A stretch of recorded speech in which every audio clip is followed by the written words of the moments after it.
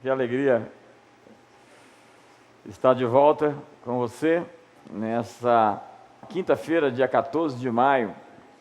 14 de maio, aniversário de Israel, 14 de maio de 1948, Estado de Israel foi então criado.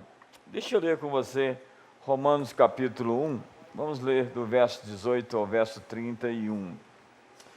Porque o céu se manifesta, do céu se manifesta a ira de Deus, sobre toda a impiedade e injustiça dos homens, que detêm a verdade em injustiça. Porquanto o que de Deus se pode conhecer, nele se manifesta, porque Deus lhe manifestou. Porque as suas coisas, as suas obras invisíveis, desde a criação do mundo, tanto o seu eterno poder como a sua divindade, se entendem e claramente se veem pelas coisas criadas. E por causa disso, tais homens se tornam inexcusáveis. Porquanto, tendo conhecido a Deus, não o glorificaram como Deus, nem lhe deram graças, antes em seus discursos se desvaneceram, e o seu coração insensato se obscureceu. Dizendo-se sábios, tornaram-se loucos, e mudaram a glória do Deus incorruptível em semelhança da imagem de homem corruptível, e de aves, e de quadrúpedes, e de répteis. Por isso também Deus os entregou às concupiscências de seus corações, à imundícia, para desonrarem seus corpos entre si, pois estes mudaram a verdade de Deus em mentira, e honraram e serviram a criatura ao invés do Criador, que é bendito eternamente. Amém. Por isso, Deus os abandonou às suas paixões infames, porque até as suas mulheres mudaram o uso natural, no contrário, à natureza. E semelhantemente, também os homens, deixando o uso natural da mulher, se inflamaram na sua sensualidade uns para com os outros, homens com homens, cometendo torpeza e recebendo em si mesmos a recompensa que convinha ao seu erro.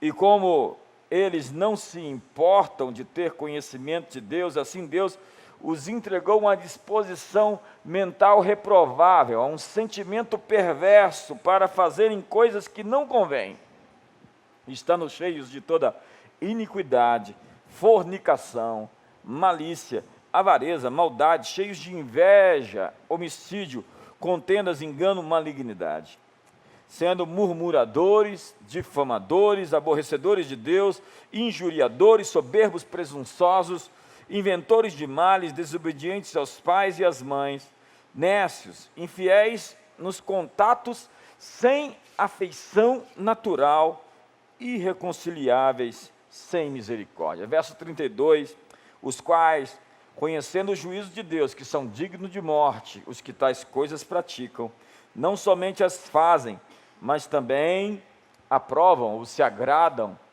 dos que as fazem. Que texto! Eu quero orar com você. Pai, muito obrigado. Obrigado porque esse texto escrito há quase 2000 anos retrata tanto a realidade do que vivemos hoje. A tua palavra é mais atual do que o jornal de amanhã cedo, e que hoje ela possa saltar da página, sair da tela, Senhor, dos smartphones, dos tablets, da televisão, e ela possa se encarnar em nós, transformando-nos em melhores pessoas, levando-nos ao arrependimento, à cura, à libertação, fazendo abalar todas as coisas que são abaláveis e mantendo-nos firmes em meio ao caos. Hoje, Senhor, poupa-nos, guarda-nos como a menina dos teus olhos, livra-nos do mal, porque teu é o reino, o poder e a glória para sempre. Em nome de Jesus. O texto que eu li fala sobre a ira de Deus. A ira de Deus definitivamente não é um assunto muito confortável, muito favorito de todos nós. O que Paulo está escrevendo à igreja de Roma, a sede então do império, é algo bem incisivo, muito crítico, muito dramático, muito poderoso. O que Paulo está escrevendo aos crentes de Roma? Ele diz que os homens que não creem, eles são indesculpáveis, porque Deus apareceu na natureza. Ele se revela mediante a natureza, não sendo a natureza, que é um pensamento panteísta, de que Deus seria a natureza, mas que a natureza reflete, revela Deus. As obras criadas mostram a divindade. Os atributos invisíveis de Deus se reconhecem claramente através dos atos visíveis da criação, é o que Paulo está dizendo. É como o Salmo 8, ó Senhor, Senhor nosso, quão admirável é o teu nome em toda a terra, pois puseste nos céus a tua majestade. Ó Senhor, quão magnífico em toda a terra é o teu nome, pois expuseste a tua majestade nos céus. Quando eu vejo a grandeza do universo, a minha admiração se transforma em adoração. Quando Davi, no Salmo 8, olha para o céu, ele fica vislumbrado, estonteado, aturdido, atordoado com a glória e a majestade de Deus. Ele só consegue dizer magnífico, magnífico, magnífico. Minha atitude diante da grandeza, então, é me quebrantar, é me sujeitar, é adorar. Então eu me humilho, me prostro, me rendo. O que nós conhecemos hoje do universo é uma minúscula partícula, insignificante. Nós exploramos e conquistamos a Terra. Construímos embarcações e navegamos nos oceanos. Voamos nos céus e até mesmo conquistamos a Lua. Enviamos até naves não tripuladas a outros planetas. Mas quando observamos as bilhões de galáxias, com suas bilhões de estrelas, os quasares, as supernovas, os buracos negros, nós ficamos intimidados. Pega um telescópio e veja a grandeza, a majestade, o poder, quem está por detrás dessa criação cheia de tons sobre tons, de designer, de cores. Ele não vive mal-humorado, veja como ele fez tudo muito pleno. Deus é um ser extraordinário. E quando eu posso chamá-lo de Pai, eu fico ainda mais boquiaberto diante da sua majestade e do seu poder. As pegadas de Deus estão claras nos céus. Sua glória se manifesta no firmamento. Os céus manifestam a glória de Deus e o firmamento anuncia a obra das suas mãos. Portanto, tais homens são indesculpáveis. Como diria Voltaire, havendo um relógio, como não haveria um relojoeiro? Paulo nos diz que todos os aspectos da criação, então, glorificam a Deus. Tudo que tem fôlego, louve ao Senhor. Todas as coisas foram criadas, sem exceção, para exaltar o seu eterno poder. Os seres humanos existem para a exaltação e louvor da sua glória. Os anjos foram criados para o seu louvor, está lá tantos textos bíblicos sobre isso. Os animais, as plantas, as montanhas, os vulcões, os buracos negros, o universo inteiro foi criado para a glória de Deus. E quer comamos, quer bebamos, quer façamos qualquer outra coisa, façamos tudo para a sua glória. Paulo descreve a troca da adoração, então, a esse Deus criador, excelso, imortal, invisível, Deus único, que habita na luz inacessível, por obras humanas ou por criaturas feitas, criadas, mortais. A troca da adoração do Criador pelas suas criaturas atrai a ira de Deus. A ira de Deus se revela do céu contra toda injustiça. Deus se ira contra a injustiça. Talvez você está hoje irado contra tantas injustiças que estão acontecendo. Isso define muito bem que nós somos portadores de atributos divinos que nos foram dados. Obviamente, eu não tenho todas as atribuições ou atributos de Deus, eles não são, todos eles me transferidos, como onipotência, onipresença, onisciência. Só Deus é o Todo-Poderoso. Mas nós, filhos dele, temos uma consciência sobre justiça muito clara. Porque Deus se ira contra a impiedade. Deus se ira contra a injustiça. E um ídolo é qualquer coisa que me impede de dizer sim a Deus. Hoje nós temos deuses para qualquer gosto. Hoje está do tipo de, você não gosta daquele Deus, daquele tipo, faça um Deus à sua imagem. Pegue um na prateleira. Como diz Friedrich Nietzsche, o filósofo alemão, no politeísmo, o homem tem o poder de criar a si mesmo. É quando o homem se inventa e inventa um Deus à sua própria imagem, com os seus gostos, com o seu tempero, com o seu sabor, com a sua vontade.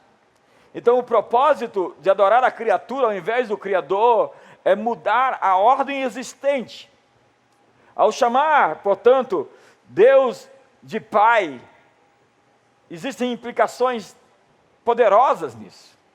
Quando nós invocamos Deus e dizemos Abba, Pai, nós estamos dizendo que o comando da nossa vida, o controle de tudo, as nossas necessidades, a nossa identidade, a nossa provisão, a nossa proteção está em suas mãos. E é assim que Jesus vem nos revelar um Pai. E quando nós realmente acreditamos que somos filhos, nós realmente sabemos que seremos cuidados, protegidos e preservados. Mas nós trocamos o Deus Pai pelos nossos medos. Trocamos o Deus Pai por uma religião secular, uma religião política. Há tantas religiões políticas. O naturalismo científico é uma religião, o humanismo, tantas coisas, o comunismo, o socialismo, são tantas visões que distorcem a verdadeira natureza de Deus. Trocamos o Deus Pai por um panteão de muitas divindades. O resultado disso é a desconfiguração de quem nós somos. Porque a partir do momento em que adoramos algo, nós nos tornamos parecidos com aquilo. Você se assemelha àquilo que você adora. Quanto mais intimidade e relacionamento você tem com o Pai, mais parecido você se torna com Ele. É verdade, algumas pessoas estão se enfeiando internamente, essencialmente. Isso não tem como não se transmitir. Se você tiver olhos para ver, você vai perceber. E o texto que eu li mostra que Deus, porque eles trocaram o Criador pela criatura, os entregou a uma disposição mental reprovável, a fim de desonrarem a si mesmos. E um processo de desconfiguração, porque nós somos feitos de modo assombrosamente maravilhoso e entretecidos como que nas profundezas da terra. E no momento em que nós nos tornamos... voltamos os nossos afetos, a nossa adoração, o nosso culto, porque culto tem tudo a ver com cultura, culto tem tudo a ver com aquilo que gera, que produz, a palavra cultivar, as realidades à nossa volta. Há um filósofo, na verdade um pensador francês, chamado Émile Durkheim, que é o pai do método sociológico, dizendo que a moral vem da religião e a lei vem da moral.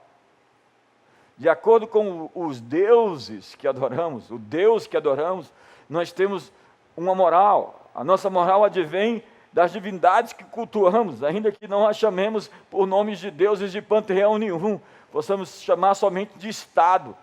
E quando nós entregamos o nosso destino nas mãos de um Estado totalitário, nós perdemos a nossa liberdade. É o que aconteceu na contracultura, que foi a busca de uma nova espiritualidade, um novo paradigma social a partir de um outro modelo familiar, naquilo que foi definido hoje como poliamor e antes como pansexualidade. E essa conta chegou tão caro para nós, porque as pessoas viraram pasta, elas perderam a consistência, e elas geraram famílias disfuncionais, de pessoas inseguras, sem afeto, sem compreensão do amor que poderiam ter em uma família de pai, de mãe, em uma família que pudesse lhes oferecer uma vantagem, uma plataforma para o seu futuro. Mas as Escrituras dizem, em Deuteronômio 6, verso 4, ouve, ó Israel, o Senhor nosso Deus é o único Senhor. Nós corrompemos as coisas criadas, diz o texto que eu li. E nada desperta tanta ira de Deus como adorar e servir a criatura ao invés no lugar do Criador. Quando objetos visíveis da criação se tornam o centro da nossa adoração, veja a ordem dos 10 mandamentos: eu sou o Senhor teu Deus, que tirei da terra do Egito, não terás outros deuses de mim, não farás para ti imagem de escultura, nem coisa semelhante no céu, na terra, ou répteis que rastejam sobre a terra. Eu sou o Senhor. Essa ordem não foi feita por acaso. O fato é que Chesterton, um grande pensador inglês, disse: o problema não é não acreditar em Deus. O problema é o que nós colocamos no lugar. O problema é o que nós adoramos. Nós fomos feitos para adorar algo, para nos conectar a algo, para servir a algo. E hoje nós buscamos no Estado uma solução para os nossos dilemas.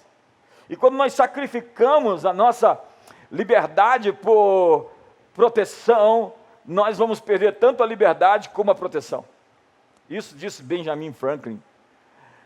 A distopia orwelliana do 1984, que na Oceania, um grupo de pessoas foi controlada pelo Big Brother. Essa expressão do grande irmão vem dali, de Orwell, que escreveu esse livro em 1948, onde tinha a novilíngua, que era uma espécie de novo idioma, onde as coisas receberam uma nova interpretação, uma engenharia verbal, e a partir dali, algumas palavras eram proibidas. O uso de algumas expressões já não poderia ser usadas, porque as pessoas não conseguiam mais criar ideias, porque algumas frases, algumas palavras não poderiam ser pronunciadas. Então se estabeleceu um regime totalitário de absoluto controle. E você vai ver isso muito nos filmes, Jogos Vorazes, Divergente, tantos filmes que mostram elite, um grupelho numa mesa, controlando a vida dos réis mortais. Senhoras e senhores, será que nós estamos entregando a nossa liberdade de bandeja na mão desses suplentes da divindade? Ao desfocar a adoração do Criador para a criatura, nós perdemos quem nós somos. E ao adorar a criatura ao invés do Criador, nós deixamos a nossa essência congelada. Eu tenho estudado ao longo de tanto tempo acerca disso, como as pessoas mudam a sua essência. Eu estava conversando com um médico ontem, e ele falando de epigenética, há coisas dentro de você que vão mudando, que vão alterando. E ele me disse que somente 15% é realmente herança genética. O resto tem a ver com a atmosfera, com o ambiente, com as escolhas, com as decisões, com os hábitos que você tem. Mas o homem resolveu adorar a criatura ao invés do Criador, e o Salmo 115 diz: tornem-se semelhante aos ídolos aqueles que o adoram. Tem olhos e não veem, ouvidos e não ouvem, boca e não falam, não tem coração, não tem paixão. Você pergunta algumas vezes, por que essas pessoas são tão cegas? A verdade está tão clara ali, mas elas são tão obstinadas, porque o pecado da idolatria é como a obstinação. E obstinação é qualquer coisa que substitua a sua paixão por Deus, por algo que você deseja mais do que Ele. Então você fica enfeitiçado por um relacionamento, por uma mulher, por um homem, por algo, por dinheiro, por fama, e você perde em mente que tudo isso é absolutamente passageiro. E você comete o primeiro grande sacrilégio, que é quebrar o mandamento, que mesmo depois, quando Jesus o resume em 2, ama Deus sobre tudo e o próximo como a si mesmo, se mantém. Você tira Deus do trono e coloca algo no lugar de Deus. Isso pode ser até mesmo você, o seu ego, a sua segurança, a sua proteção. Jesus disse: aquele que quer preservar a sua vida, vai perdê-la. Aquele que perder a sua vida, vai ganhá-la. Senhoras e senhores, está na hora de a gente realmente ousar crer, acreditar mergulhar fundo e entregar-se de fato a um Deus que nos prometeu com absoluta confiança e jurou por si mesmo, não tendo nada além de si, maior do que a si, tem como âncora a sua própria palavra, que vai nos levar ao nosso destino, se nós crermos. O Japão é a terra do sol nascente. E você sabe, o sol existe para glorificar a Deus. Eu disse, tudo existe para a glória de Deus. Mas no Japão, eles adoram até hoje a Amaterasu, que é a deusa solar, a deusa do sol nascente. O sol, feito para a glória de Deus, se tornou um ídolo, como nos povos primitivos, incas, astecas, maias. O sol era originalmente tido por essas culturas como uma divindade, assim como a lua, que foi feita para a glória de Deus. E no Islã, eles adoram Alá, o Deus da lua crescente, já que quando Maomé queria unificar as nações árabes, ele pegou a sua tribo dos Quaristes, foi até a Caaba, destruiu todos os altares e declarou que Alá é o único Deus e Maomé é o seu profeta. A glória de Deus pode ser vista nas pedras vulcânicas, de lavas petrificadas, mas no Havaí, eles dizem, glória a Deus a pele, e se nós não honrarmos ela, ela nos consumirá no fogo. Veja que lógica pagã. Precisamos adorar essa divindade para que a sua ira se aparte de nós. O universo tem uma assinatura, sabe? Você tem uma assinatura, como uma obra de arte de um artista. Todos nós fomos desenhados, pintados, esculpidos, como um livro que tem um autor. A arquitetura, portanto, as artes, a música, deveria tudo isso exprimir, expressar a glória de quem nos fez. Entretanto, a quem exaltam? Ao invés do Criador, exaltam a criatura. A realidade, contudo, é mais do que aquilo que se mostra à superfície. Há objetos visíveis que glorificam a criatura ao invés do Criador.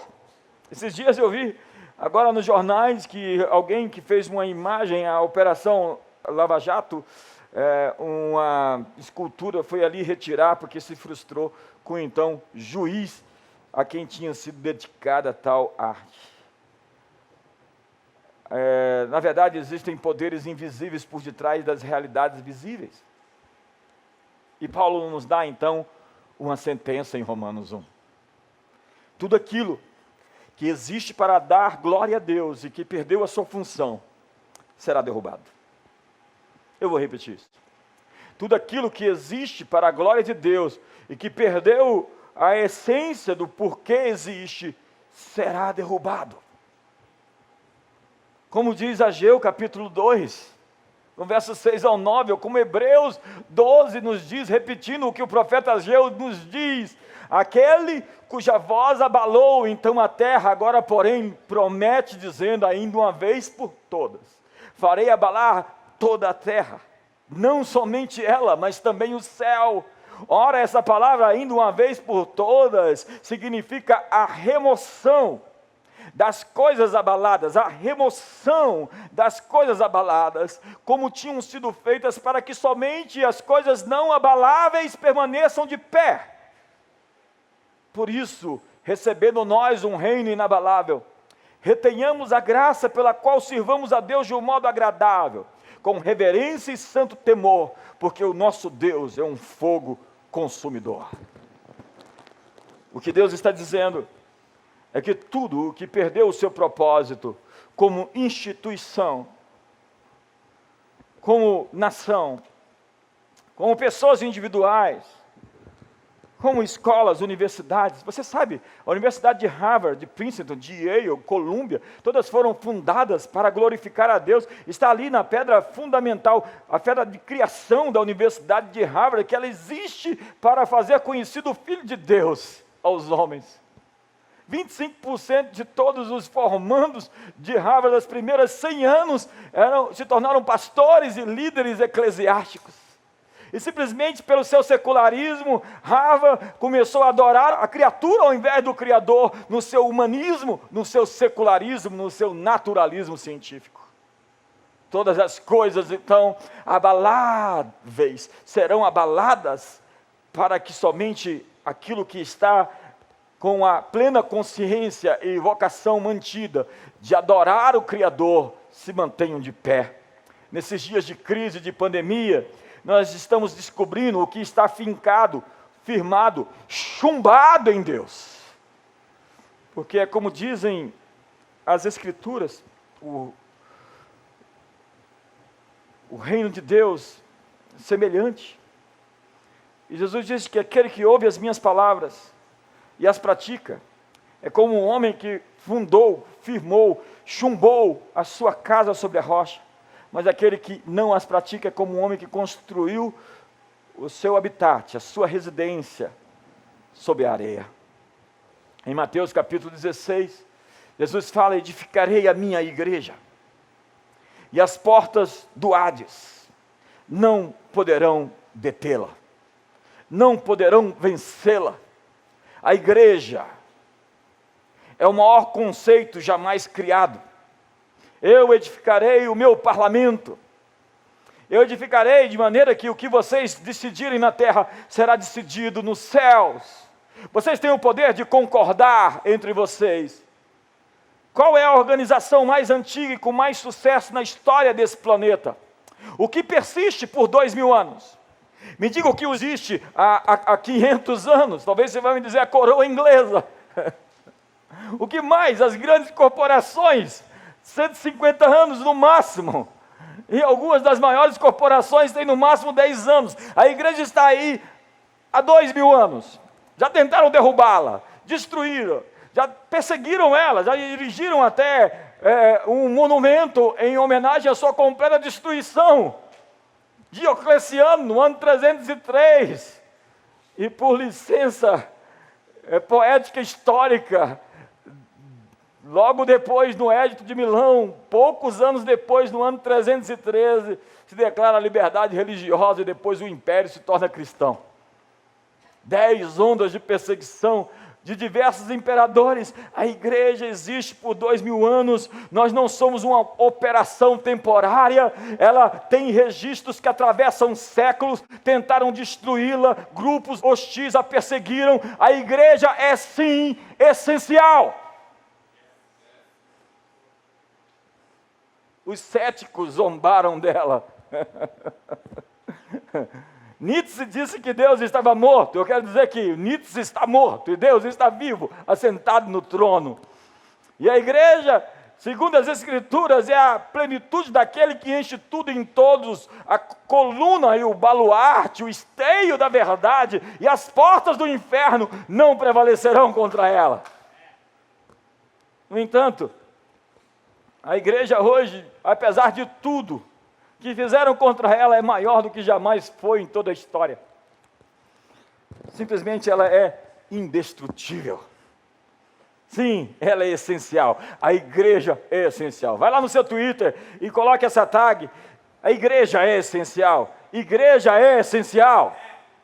Senhores juízes da terra, a igreja é essencial. Estudem um pouquinho de história e saibam que a sociedade não se atomizou durante o período feudal, porque tinha a igreja. Os reinos passaram, os tronos passaram, e a igreja permanece. Os impérios romanos, gregos, babilônicos, todos esses governos passaram, e daqui a 5.000 anos a igreja vai estar firme aqui.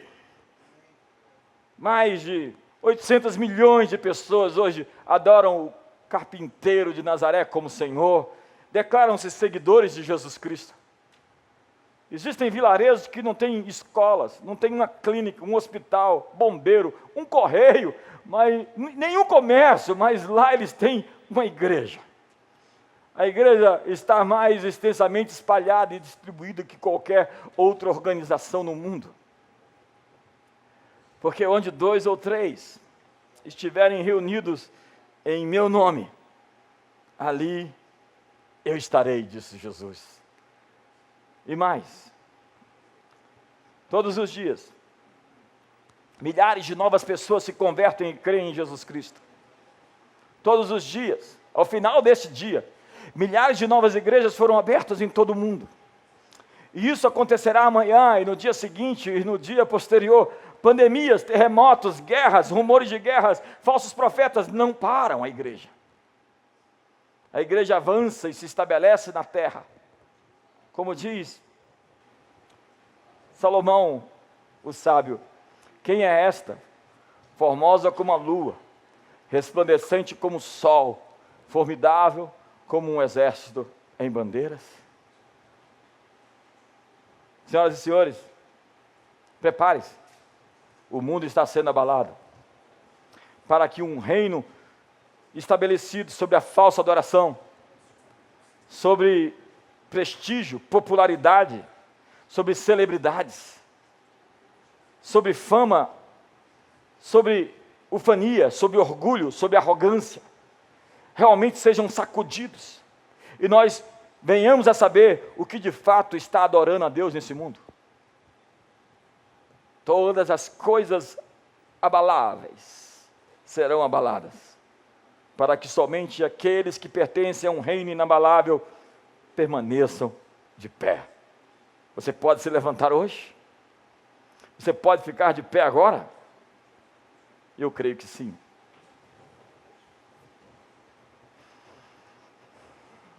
Esse é um ato profético. Se levantar é uma atitude. É dizer: eu estou pronto. A verdade é que, nesse exato momento, nós vamos orar. E aquilo que está glorificando a criatura, ao invés do Criador, vai ter um terremoto agora em palácios. Poderes que não honram nada além de si mesmos. Políticos que só legislam em causa própria. Oportunistas que tentam ganhar vantagem sobre a dor e o sofrimento alheio. Se prepare para o tremor. Deus fará abalar todas as coisas. E a igreja? A igreja estará aqui, e estará ali, e estará acolá. E ela, como diz o apóstolo João, na sua visão em Apocalipse, eu vi a noiva se adornando, se arrumando, se ornamentando para o casamento, para o resgate.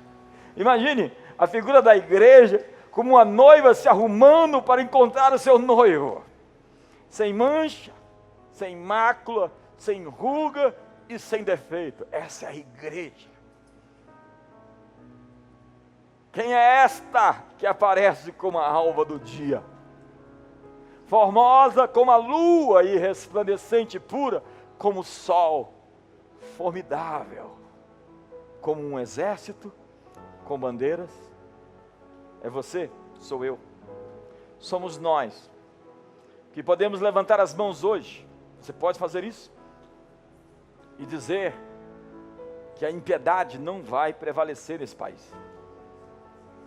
E que aquilo que está vocacionado fora do seu propósito está sendo hoje questionado, abalado, estremecido. Que de fato Deus resolveu salvar o Brasil. Deus resolveu visitar a nossa nação. E Ele está passando em revista as tropas de guerra. E Ele está levantando um povo destemido, um povo apostólico, um povo lindo.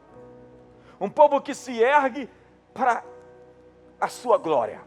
Um povo que vive para glorificar o seu nome. Um povo que estuda e se forma e tem diplomas para, como os 24 anciões, colocar diante da sua presença as suas coroas. Um povo que conhece o seu Deus e se tornará forte e fará proezas. Receba hoje o revestimento para esse tempo. Receba hoje a capacitação para essa hora. Receba hoje o poder para persistir, para resistir, para vencer contra vírus, contra manipulação, contra miséria e fome ou pobreza. Tudo isso você vai prevalecer contra dívidas, contra loucuras, contra opressões, contra depressões, contra doenças. Nós hoje declaramos que as portas do Hades não prevalecerão contra nós. E portanto agora receba os poderes do mundo vindouro. Receba hoje a capa e o manto para essa estação. Receba hoje a graça e a unção para prevalecer. Você pertence a um reino inabalável. Você pertence a um reino que não pode se abalar, porque os que confiam no Senhor são como o monte de Sião, que não se abala, mas permanece para sempre. Levante as suas mãos. Quando você adora, quando você o exalta, quando você glorifica seu nome, você se põe no lugar que você foi criado para estar.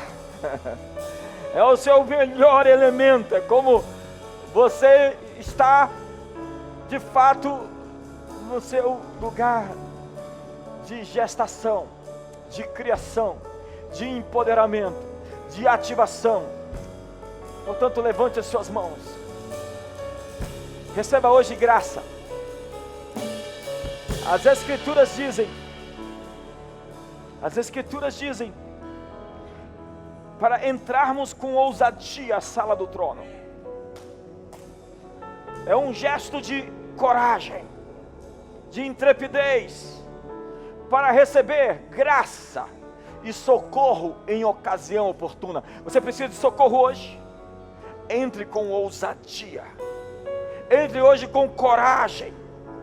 Hoje simplesmente chegue ao trono e chame-o de Pai, o Criador do universo.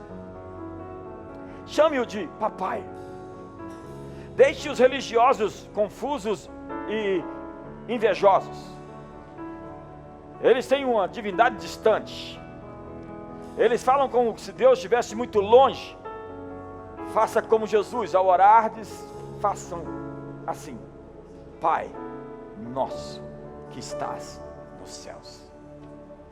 Se eu posso chamá-lo de Pai, o que eu posso crer afinal? No que eu posso acreditar? No que eu posso sonhar? O que eu posso esperar ainda de 2020? Eu posso saber que Ele vai me preservar, que Ele vai me guardar, que Ele vai me sustentar, que Ele vai me defender, que Ele vai me proteger, que Ele vai lutar as minhas guerras. Papai, é um grito de socorro de filhos que precisam do seu nome. Entre com ousadia no seu trono e entrar diante da sua presença com um cheque assinado e pedir a Ele o que você precisa. Se estiverdes em mim, as minhas palavras em vós, pedireis o que quiserdes. É verdade, quando você se une a mais alguém que está com você na sua casa, você cria uma sinergia. Sinergia é a explosão dos núcleos. Um sozinho faz algo, um também ao lado faz também algo. Dois juntos multiplicam recursos, multiplicam forças, multiplicam poder. Se você estiver com alguém agora, ore com ela, ministre a ela. O novo tempo chegou. Deus está fazendo tudo tremer. E se você o adora, você vai prevalecer. Se a sua vida é a expressão de quem se submete, se rende, se entrega, se oferece, se quebranta, socorro, livramento, escape, provisão.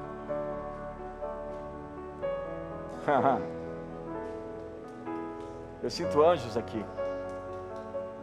Há anjos aí onde você está.